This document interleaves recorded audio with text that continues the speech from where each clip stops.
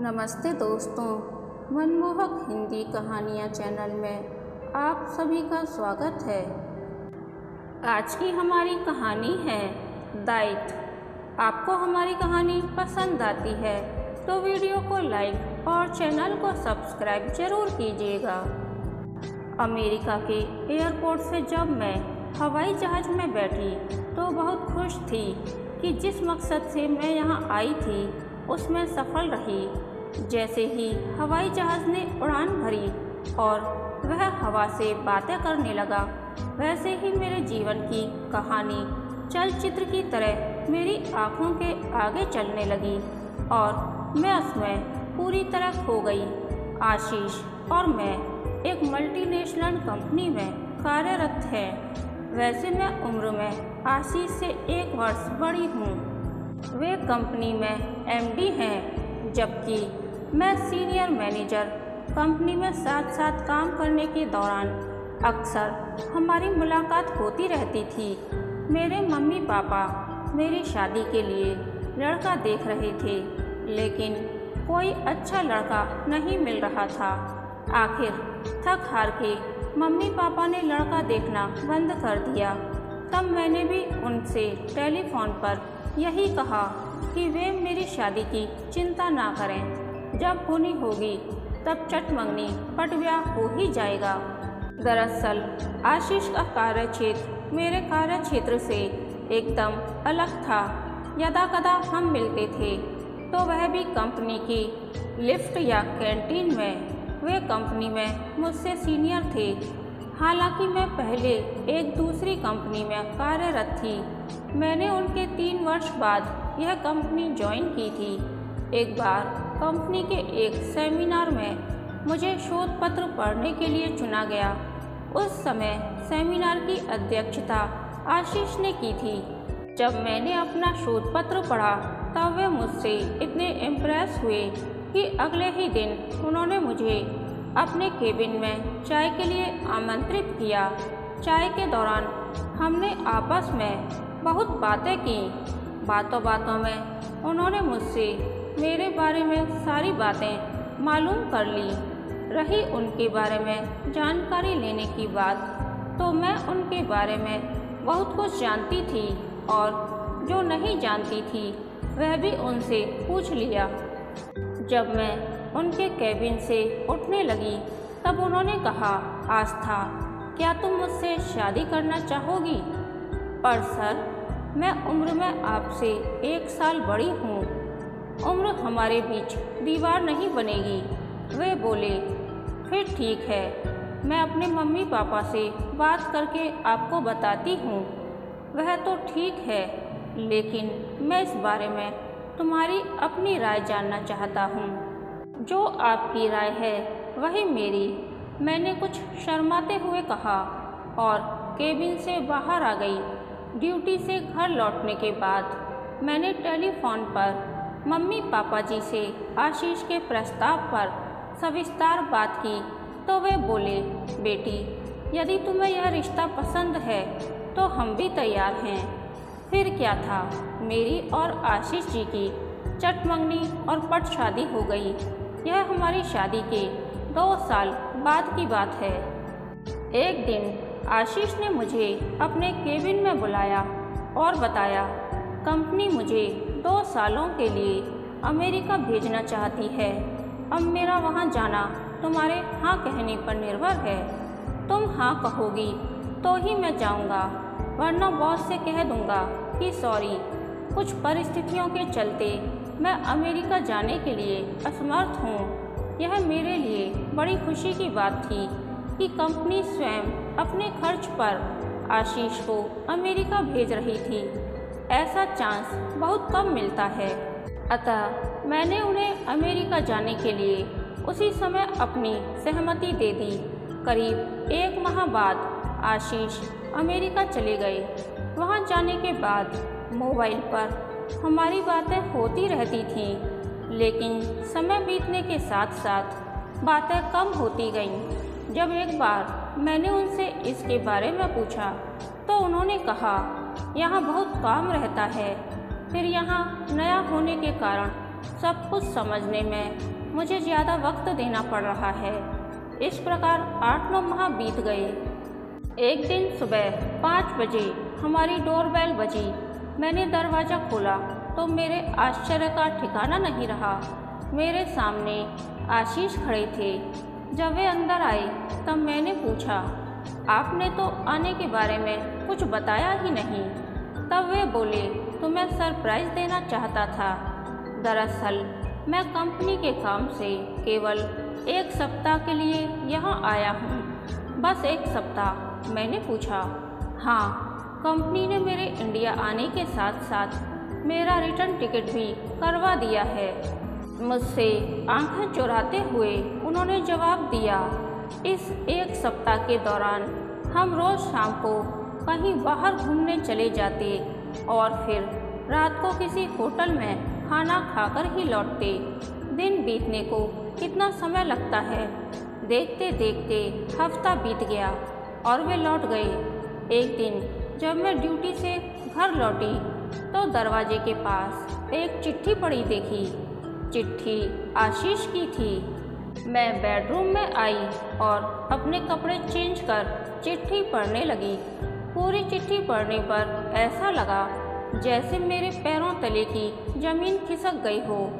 उन्होंने चिट्ठी में लिखा था, आस्था, तो मैं सच बता रहा हूँ कि मैं कंपनी के किसी काम से इंडिया नहीं आया था। दरअसल जब हम रोज़ शाम को घूमने जाते थे तो उस दौरान यह बात तुम्हें बताना चाहता था, लेकिन तब हिम्मत न जुटा पाने के कारण कुछ नहीं बता पाया। इसलिए यहाँ पहुँचते ही यह चिट्ठी लिख रहा हूँ। यहाँ रहने के दौरान मैं एक लड़की सानिया जैली के संपर्क में आया और फिर हमने शादी कर ली। तुम्हारा आशीष। आशीष की चिट्ठी पढ़ने के बाद मन किया आत्महत्या कर लूं, क्योंकि मेरी दुनिया में आशीष के अलावा और कोई था ही नहीं। फिर सोचा यदि आत्महत्या कर ली तो मेरे मम्मी पापा मुझे ही दोषी समझेंगे। अतः मैंने अपना मन मजबूत करना शुरू किया। अब मेरे सामने सवाल यह था कि मैं करूं तो क्या करूं। यदि मैं इस बात को अपने मम्मी पापा को बताती तो उनका दिल बैठ जाता। यदि इस बात को मैं अपनी कंपनी की सहेलियों के साथ शेयर करती तो भी बदनामी हमारी ही होनी थी, क्योंकि कहते हैं ना, जितने मुंह उतनी बातें। अतः मैंने धैर्य रखने का निर्णय लिया और रोजाना ड्यूटी जाती तो किसी को इस बात का एहसास नहीं होने देती कि मेरे साथ क्या हुआ है और मैं इस समय किस दौर से गुजर रही हूँ। सबके साथ हंस हंस कर बातें करती। यदा कदा कोई आशीष के बारे में पूछता तो कह देती कि अमेरिका में आनंद ले रहे हैं। ऐसे ही 1.5 साल बीत गया। एक दिन मम्मी ने टेलीफोन पर पूछा, आस्था, तेरे पति के लौटने का समय हो गया है ना? कब आ रहे हैं हमारे दामाद जी? अब मैं क्या जवाब देती। मम्मी को समझाने भर के लिए कहा, मम्मी जी, शायद कंपनी उनके 6 महीने और बढ़ाना चाहती है, अतः वे 6-7 महीने बाद ही आएंगे। दरअसल वे चाहते हैं कि मैं ही 1-2 महीनों की छुट्टी लेकर अमेरिका चली जाऊं। मैंने मम्मी से कह तो दिया, पर उस पूरी रात सो नहीं पाई। बिस्तर पर पड़े पड़े मुझे अचानक यह ख्याल आया कि हमारी शादी को हुए 2 साल हो गए हैं। इस दौरान मैं मां न बन सकी। आशीष चाहते थे कि पहला बच्चा जल्दी हो जाए। घर में बच्चे की किलकारियाँ सुनने के लिए वे बहुत बेताब थे। तभी मुझे ख्याल आया कि कहीं ऐसा तो नहीं कि आशीष बच्चा जल्दी चाहते थे, इसीलिए उन्होंने वहां जाकर सानिया से शादी कर ली। यह विचार मन में आते ही मैं एकदम बिस्तर से उठ बैठी। इस विचार ने मुझे सारी रात जगाए रखा। एक दिन घर लौट रही थी, तब हमारी कंपनी के उज्ज्वल सर मुझे मिल गए। मैंने उनका अभिवादन किया। वे देर तक खामोश खड़े रहे। तब मैंने ही खामोशी को तोड़ते हुए उनसे पूछा, सर आप कब अमेरिका से आए? मैडम मुझे यहाँ आए 1 सप्ताह ही हुआ है। सच बताऊँ, आशीष के साथ वहाँ बहुत बुरा हुआ। मैं उनकी बात सुनकर दंग रह गई और फिर तुरंत पूछा, सर आशीष के साथ क्या बुरा हुआ? वे बोले, मैडम आशीष ने जिस सानिया से शादी की थी उसने आशीष के बैंक खाते में जमा लाखों डॉलर ऑनलाइन सर्विस के माध्यम से अपने खाते में ट्रांसफ़र करवा लिए और फिर आशीष ने जो गोल्ड खरीद रखा था उसे भी अपने साथ लेकर फरार हो गई। अभी तक उसका कोई अता पता नहीं है। इतना ही नहीं, उसने आशीष के नाम पर कई जगहों से क्रेडिट पर कीमती सामान की खरीदारी भी की। आशीष बुरी तरह आर्थिक परेशानी के दौर से गुजर रहा है। इस घटना के बाद आशीष ने आत्महत्या करने की भी कोशिश की पर बचा लिया गया। सानिया फ्रॉड लेडी है और ऐसा औरों के साथ भी कर चुकी है। इस घटना से मैं पुनः सदमे में आ गई। हालांकि एक सच्चाई यह भी थी कि आशीष और मेरे बीच अब कोई संबंध नहीं रह गया था। जब सानिया उनकी ज़िंदगी में आई थी तभी से मेरे उनके संबंध खत्म हो गए थे। मैं घर आई तो सोच के समंदर में डूब गई कि अब क्या किया जाए। सोच की हर लहर मेरे मन के किनारे पर आकर टकरा रही थी। तभी एक शांत लहर ने मेरे विचारों को दिशा दी कि आशीष तुम्हारे साथ प्यार या संबंध निभाने में भले ही असफल रहे हों, लेकिन तुमने भी तो उन्हें अपनी ज़िंदगी के लिए चुना था। तो फिर अब तुम चुपचाप कैसे बैठ सकती हो? उनसे गलती हुई है, इसका अर्थ यह तो नहीं कि उनके और तुम्हारे बीच कभी प्यार के संबंध थे ही नहीं। आज उनके बुरे वक्त में उनका साथ देना तुम्हारा दायित्व है। ऐसे अनगिनत सवाल मेरे मन से आकर टकराए और तभी मैंने निश्चय किया कि मैं अपना दायित्व अवश्य निभाऊंगी। फिर क्या था, मैंने अपनी एक सहेली की मदद से अपने फ्लैट को एक कोऑपरेटिव बैंक के पास गिरवी रखकर वह 25 लाख कर्ज लिया और अमेरिका पहुंच गई। जब मैंने उनके फ्लैट की डोरबेल बजाई तो उन्होंने ही दरवाज़ा खोला और फिर मुझे देखते ही आश्चर्यचकित तो हुए ही, साथ ही शर्मिंदा भी। मैं जानती थी कि वे इस घटना के कारण गहरे अवसाद से गुजर रहे हैं। फिर भी मैंने एक बार तो उनसे पूछ ही लिया, आशीष, सानिया से अंतरंग संबंध बनाते समय क्या तुम्हें एक बार भी मेरा ख्याल नहीं आया कि मुझ पर क्या गुजरेगी? खैर, मुझ पर क्या गुजर रही है यह तुम क्यों कर सोचोगे भला?